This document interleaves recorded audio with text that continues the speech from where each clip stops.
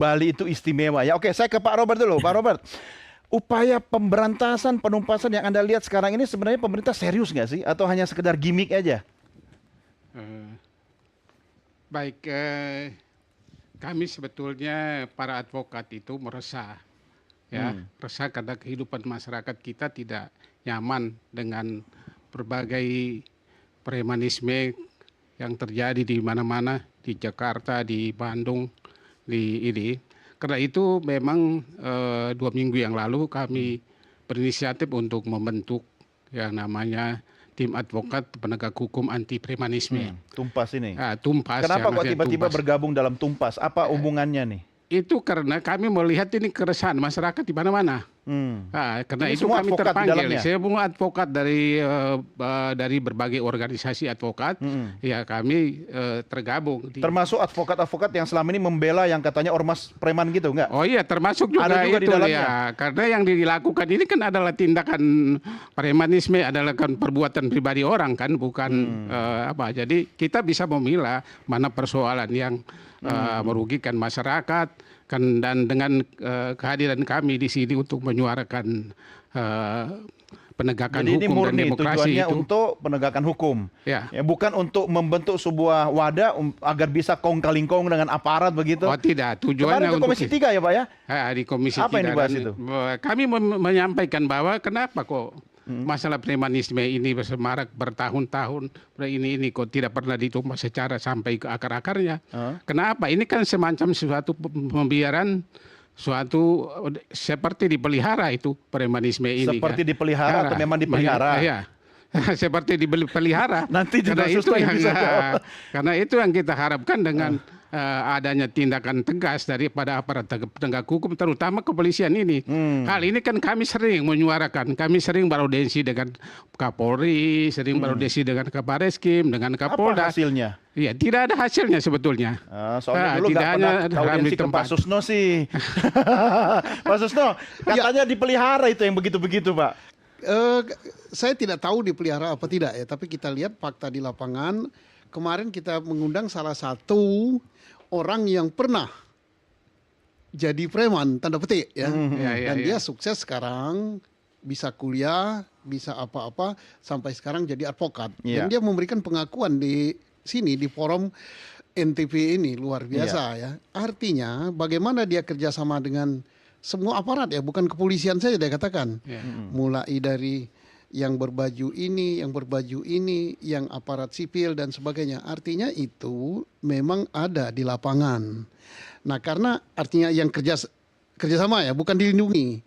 Kerjasama saling pengertian itu. Saling menguntungkan. Nah, saling menguntungkan. Mudah-mudahan dengan adanya Satgas Penumpasan Preman ini, hal itu diputus rantainya. Artinya adanya preman ini tidak terlepas daripada adanya semacam kerjasama perlindungan lah kalau gitu Pak Robert. Anda yakin Jenderal akan memutus mata rantai kerjasama itu? Sebenarnya agak sulit ya. Sepanjang masih ada pengangguran, sepanjang masih kesejahteraan belum bagus, apalagi sekarang banyak juga orang-orang yang di PHK.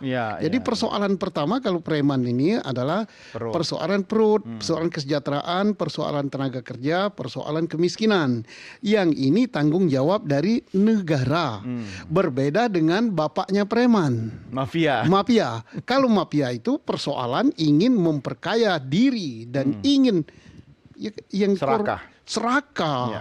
Karena triliun ya. Mafia hukum aja terungkap triliun. Mafia minyak 1.000 triliun. Nah, ini udah bukan lagi demi perut. Kalau perut dimasuki 1 triliun itu meledos ya. Ya, ini bedanya begitu. Jadi memutus rantai preman ya, negara harus tanggung jawab negara harus mensejahterakan. Penegakan hukum saya setuju dengan Pak Robert tadi. Hukum harus ditegakkan karena mereka melanggar hukum.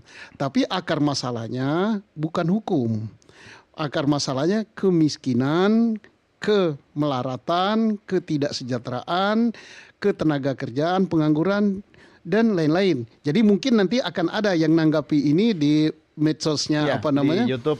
Katanya kemarin saya katakan bukan kemiskinan Pak, bukan masalah perut, masalah apa? Itu berarti yang menanggapi gitu orang yang perutnya kenyang. Yang buncit. Tapi kalau orang kemarin kan yang pengakuan jujur dari mantan preman, kalau sudah perut jadi masalah, itu melebihi keberaniannya daripada mabuk. Karena kalau mabuk nggak berani katanya. Kenapa? Baru lari ngeletak. Orang lapar akan melakukan segala cara. Jadi itu negara harus hadir. Hadir bukan hadir menangkapi, tapi hadir bagaimana mengatasi pengangguran, mengatasi kemiskinan, mengatasi kebodohan, dan mengatasi ketidakadilan. Kenapa mungkin begini Bang Sylvester, ini agak ragu juga Satgas ini. Jangan-jangan hanya sekedar sebagai sarana untuk memusatkan komunikasi dan semua akal-akalan atau permainan lebih terkoordinir begitu. Optimisme harus ada, tapi dari perspektif Anda melihat serius nggak sih? Atau karena sekarang lagi pusat perhatian semua lagi ke situ gitu loh? Ya, kalau saya melihat serius karena perintah langsung Pak Prabowo kepada Menko Polhukam dan juga jajaran yang lainnya ya. Selain Satgas itu, saya juga menginginkan bahwa masyarakat dan pemerintah ini, pemerintah harus hadir, berani, tegas dan terukur. Apabila ada tindak pidana, harus kita proses. Segera. Ya, proses, habis itu kalau bisa dibina, kalau enggak ya dibinasakan. Katakanlah begitu. Jadi intinya bahwa semua hal ini premanisme tadi saya sepakat dengan Pak Susno dan Bang Robert bahwa baik mafia premanisme ini akan selesai apabila benar-benar hukum kita ditegakkan itu. Karena sebenarnya perangkat-perangkat ini kan sudah ada. Dan agak sulit karena kata Jenderal Susno tadi banyak mafianya. Ya, karena kan seperti preman sendiri ini kan usernya banyak. Ada politisi, ada pejabat, ada aparat. Itu yang bahkan melihara, ada pengacara, advokat sendiri pun memakai gitu loh. Bagus sekali Pak Silver katakan penegakan hukum. Hukum itu benteng terakhir kita. Preman kalau hukumnya tidak ditegakkan tidak akan terberantas. Termasuk mbahnya preman, mafia. Kalau penegakan hukum kita masih model sekarang, kita tahu pengadilan itu benteng terakhir.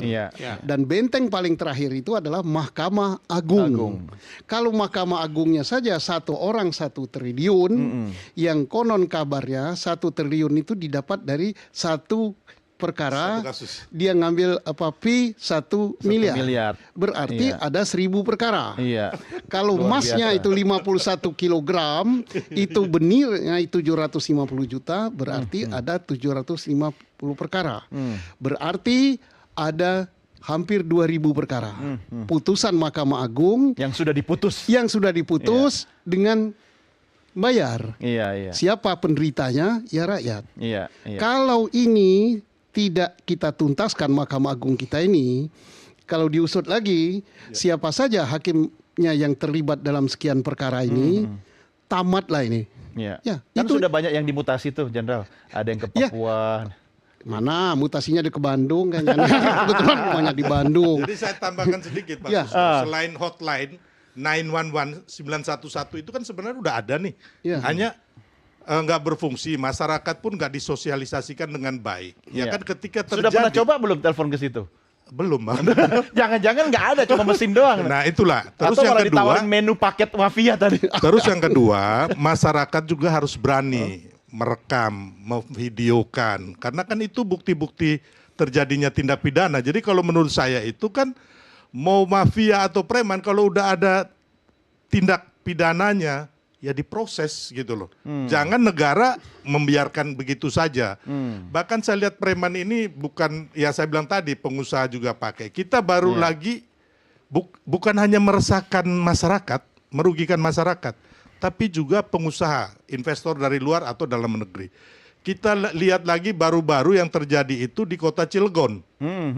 Ini kan gila gitu loh. Maksudnya ada organisasi masyarakat yang dibentuk oleh undang-undang, Kamar Dagang dan Industri. Pakai tarif lagi. Itu dibentuk oleh undang-undang loh. Iya kan? Kadin itu. Terus bersama yang lain-lainnya ormas itu, mereka minta proyek proyeknya itu kan PSN, Iya. proyek strategis nasional. negara yang baru ditandatangani oleh Pak Prabowo. Iya. Itu proyeknya 15 triliun, jadi mereka minta 5 triliunnya untuk organisasinya Iya. mereka nih. Ya wajar lah orang dia belajar dari kakeknya kata kasus para mafia itu. Sebentar, katanya tadi kata beliau